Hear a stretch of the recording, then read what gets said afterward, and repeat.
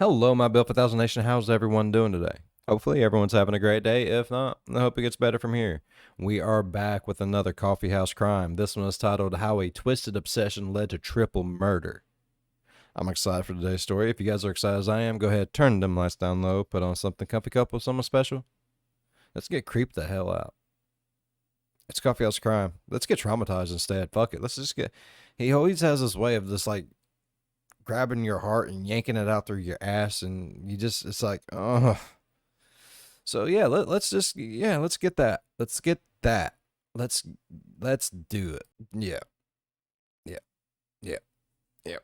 When thriving tech engineer Zore Sadeghi turned to the world of podcasting, she found success in helping others break into the tech industry. But little did she know that her presence online would attract a morbidly unhealthy individual. And after meeting her at a meet and greet, his fascination turned into obsessive stalking. Her sense of security was shattered after this, and Zore sought help from the authorities and her husband for protection against this terrifying individual. Damn. Sadly, his persistence would not stop there. As the months passed by, her stalker would find her phone number, her address, and would even make himself known with gifts outside of the property. And despite their best efforts to rid themselves of this nightmare, it would end in the most tragic way possible. Good God. Welcome back to Coffeehouse Crime, folks. My name is Adrian, and today we're looking at one of the most disturbing stalker cases that I've ever come across. Zore Sadeghi and her husband were thrust into a terrifying situation when they could not rid themselves of an online stalker. And tragically, this would end in the most brutal of ways. If you're new here, I like to caffeinate while I investigate darkly fascinating stories. So, if that does sound like a kind of thing, please grab yourself a coffee, hit subscribe, and get ready for the deep dive. This is the case. And if you don't have something to put that nice coffee in, think about going over to the Bill 5000 store, getting you some Bill 5000 coffee cups. We got a few in stock. Go check it out for yourself. Link is in the description. Of Zore Sadeghi.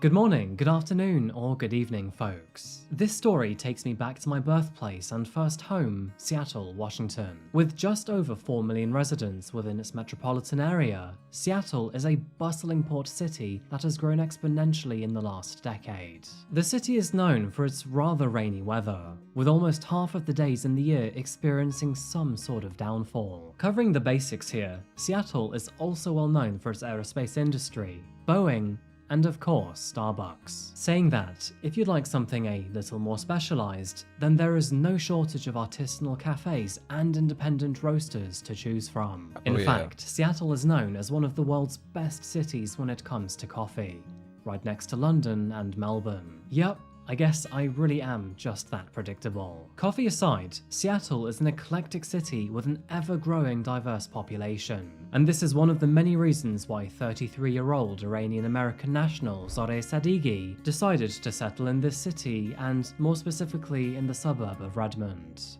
Zore and her 35-year-old husband, named Mohammed Milad Nasseri, were financially well-off individuals. They lived in an upmarket home they had purchased together for a cool sum of $1.6 million US. Now, of course, this is a lot of money, too nice. But at the same time, it is somewhat unsurprising, considering Zore and Mohammed were both software engineers. An extremely well-paid title in the ever-growing technical industry sector that is taking Seattle by storm. Mohammed was previously employed by Google, before leaving that job for a higher salary at Amazon. And Zore, on the other hand, she was more of a self-made techie. After graduating from the University of Washington, Tacoma, she took on contracted engineering jobs and built a portfolio before becoming a consultant. And of course, originally being from Iran, she was fluent in both English and Persian. The pair were highly hardworking and down-to-earth individuals, and were very thoughtful of others. In the year 2020, and when the pandemic set—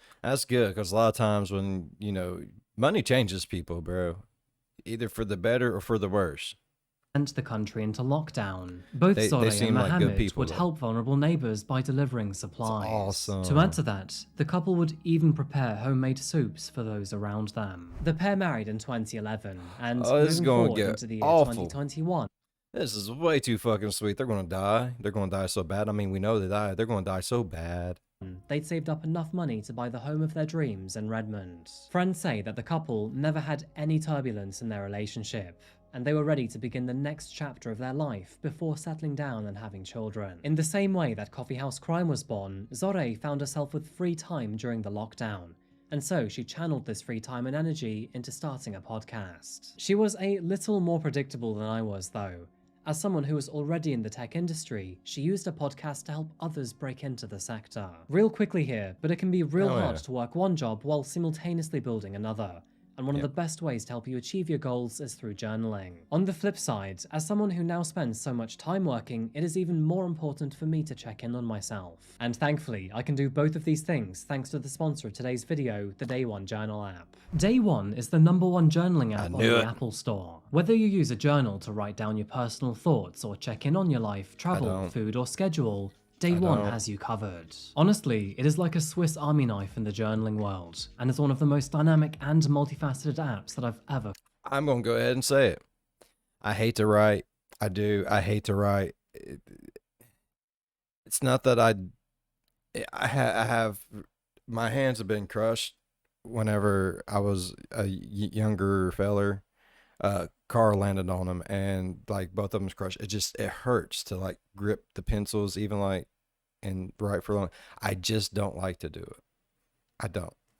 Come across. With me on the go in Australia, I use the Day One Journal app to record my targets and goals in the morning and then record my mood and memories in the evening. This massively helped me stay productive while on the go, while also taking a moment to pause, reflect and feel grateful for my day. Day One has reduced my day's clutter and stress while also keeping me more organized. And honestly, there are so many templates to choose from. Here are just a few examples. Mood tracking, diaries, memory logging, goals, tasks, and lists. There are just so many practical uses for Day One. My favorite premium feature is the use of multiple photos in a post, and you can even import them from Instagram. And as someone who sometimes spends their entire day working on scripts and reading articles, I find their text-to-transcription feature to be a real time saver. Give Day One Journal a try today. Go to dayoneapp.com/coffeehousecrime and use the code coffeehousecrime to unlock a limited time offer of a 2-month free trial of Day One Premium. Signing up is incredibly easy, and your productivity will love you for it.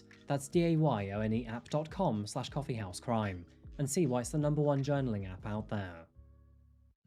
Returning to Zoré and her podcast, she often hosted her episodes on an app called the Clubhouse. Clubhouse was launched in March of 2020 and featured interactive rooms where people with similar interests and professions could meet and converse with each other. And here at Clubhouse, Zoré found a community ready to form around her. Spoken in her native language of Farsi, Zoré reached out to fellow Iranian Americans struggling to find work in the tech industry. Over the months, her talks would consistently grow an audience. She would often advise on how to secure a job, and her aim was to help those who joined her for her speeches. And one of those who joined her and her podcast in late 2021 was 28-year-old Ramin Kodakaram Rezai. Ramin joined Zoré's podcast to get advice from a Farsi speaker. Being a truck driver, he felt financially unstable and wasn't quite leading the lifestyle that he wanted. And so, with that in mind, he considered...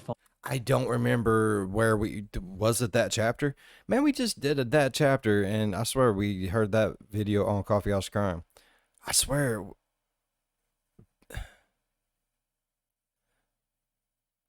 Because if I'm not mistaken, like, the police get involved, they tell him to stay away.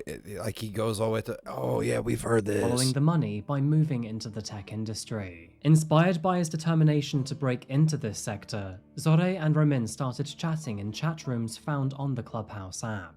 These conversations were mostly found in online group chats, as opposed to private ones. As time progressed, he began to message her for advice more frequently, attending as many of her talks and podcasts as his schedule would allow. In short, whenever Zoré was online, Ramin would be too. Moving forward to the summer of 2022, Zoré's talks had become so popular that she arranged for a group meeting to be conducted in person, with this consisting of several people she had made friends with over the months, including Ramin. Now, you can probably tell where this story is going. Up until now, Zore had kept all of her client relationships strictly in consultancy and professional advice. However, after this meet and greet, it would seem that she had attracted a follower who, unknown to her at the time, had become increasingly obsessive. And after meeting Zore, Ramin's fascination with this podcaster would only become more intense. And after the group meetup, which occurred in summer of 2022, the latter half of the year unfolded in a progressively unsettling manner for both Zore and her husband, Mohammed. Now, at first, Ramin began to message Zore more and more via the Clubhouse app. Yeah. However, once he found her private Telegram account, he would message her privately without her permission. By November of the same year, his frequency had escalated to unbearable levels, even asking Zore if he could call her, if they could meet, and even if he could visit her at home. And although Zore initially tried to deal with this problem all on her own, it soon became evident that she needed her husband's support. As a result, they both contacted Ramin at the very same time, demanding that he stop all communication with Zore. Furthermore, they blocked every account they knew he owned. But unfortunately, Ramin did not get the picture, and his obsession heightened They after never this, with him buying countless new SIM cards to message her with a new number. Things became Yeah, they... Stalkers? Stalkers just really don't give two shits, bro. They have a whole other imaginary world inside their head that's taking place. And everything that you are saying, even though you're saying it correctly the way you want to, they are hearing it as something completely fucking different, bro. It's ridiculous. Can't be safe for nothing. Became even more worrying on November the 21st, when he messaged Zore to say that he was waiting for her in a nearby hotel. And she knew it was nearby because he mentioned the name of her street. By December, Ramin was messaging her every few days to tell her that he was waiting for her in her neighborhood. And although he didn't know which house she lived in, he was getting closer and closer. The situation was becoming dire for Zore and Mohammed. To add to the problem, Zore was currently unwell and was awaiting minor surgery. Meanwhile, Mohammed was due to fly out to Australia for business within the coming days. Of course, this would mean that Zore would be left at home all alone, and in the meantime, Ramin continued to bombard her with Telegram messages, telling her that he was waiting for her in the area. Rightfully so, she was terrified, and although he hadn't yet expressed any form of violence towards her, he quite clearly was unhinged. Luckily, Zore had a supportive network of neighbors and family around her, all of whom were on call whenever she needed their help. This, in combination with a top-of-the-range home security system, did help put her mind at ease. She had also informed the local police department about her situation, providing them with Ramin's full name and any information she could remember. In addition to this, they asked Zore to be vigilant and to call them if anything new were to happen. And so, on December the 20th, and with all of these precautions in mind, Mohammed left for Australia. And that is when it became obvious that Ramin had narrowed down where she lived. Horrifyingly, just minutes after Mohammed left for his trip, there was a knock at the front door, and on the other side was Ramin with a bouquet of flowers in hand. Not wanting to stop her husband's trip, she called the police immediately instead. But by the time they arrived, Ramin was nowhere to be found. Calls and messages continued over the next few weeks, but otherwise, Mohammed returned later that month without any other incident. That would be until the following month of January 2023, when, all of a sudden, gifted jewelry started showing up on the front porch. Although Ramin was initially hard to track down, the authorities were eventually able to locate him and serve their first warning. As a result, he was instructed to stop contacting both Zore and her husband with immediate effect. This was in perfect timing because, by now, Ramin had started verbally threatening the both of them, promising that he would end their marriage so he could rightfully claim her. But the final nail in the coffin would occur on February the 21st, 2023. When yet another gift was left outside of the front door. This time, Zore and her husband were not taking any chances. After calling the authorities, officers opened the box to find a gifted silk scarf. and no doubt, this came from her twisted stalker. As a result, they decided that it was finally time to file for a restraining order. Quite simply, the gifting, threatening, stalking, and harassment had become absolutely unbearable, and the couple now felt entirely unsafe in the four walls of their very own home. And that is awful. That's a lot of things people don't understand is like whenever you're being stalked, it's not that you just feel vulnerable. You feel vulnerable everywhere. Like you don't feel comfortable in your own house, your friends' houses, nowhere. Because any corner you could turn around and boom, there they are. It's awful. It ruins any peace you could possibly have. Report was finalized on March the 3rd, 2023, with both Zoreh and Mohammed's names on the paperwork to help protect the both of them. However, due to the rather nomadic nature of Ramin's lifestyle, it was quite hard to pin him down and serve the warrant. Truck driver. And with the persistence and heaviness of his behavior and his actions, it is no surprise to learn that Zoreh asked for the longest possible term on a restraining order. So, to highlight how persistent Ramin had become, he was messaging Zoreh up to 100 times a day, including voicemails and phone calls. And whenever she refused to talk to him or simply block his number, he would fall into a hold of fury. He would even go as far to message her husband and demand she pick up the phone. He had even become aggressive, delusional, and violent, often threatening to burn himself alive or burn her and her neighborhood to the ground. To add to this, he had now also tracked down the phone numbers of her friends and her family, meaning that she feared not just for her own safety, but for theirs too.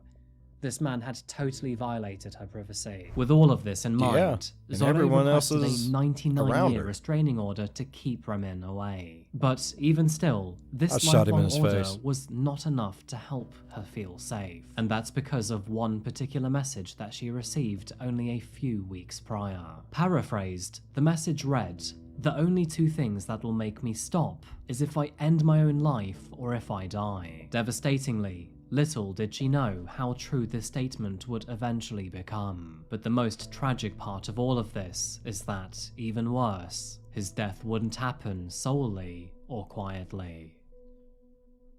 March the 10th, 2023. This was the day that a harrowing phone call was made to the emergency services. The voice on the other end of the line was Zoreh's mother, who, at the time, had been staying with the couple in their property for the previous month, and you can probably guess why she'd been keeping them company. Neighbors noted that, in the previous weeks, she had been extremely vigilant and protective, often peering out of the window to see if anyone was out there. No surprise, but the neighbors had a good guess as to why she was doing this. In fact, the call made to the emergency services would even come from one of their homes. Through screams and tears, Zoreh's mother told the operator that someone had broken into her daughter's property, and yeah, because if I'm not mistaken, the mother barely made it out, right?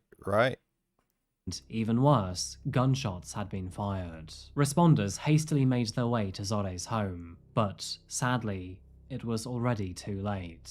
Upon arrival, officers opened the front door to find Mohammed barely alive on the floor. He had been fatally shot and, considering the trail of blood, he had crawled his way downstairs. First responders administered first aid, but sadly, all of their efforts were in vain.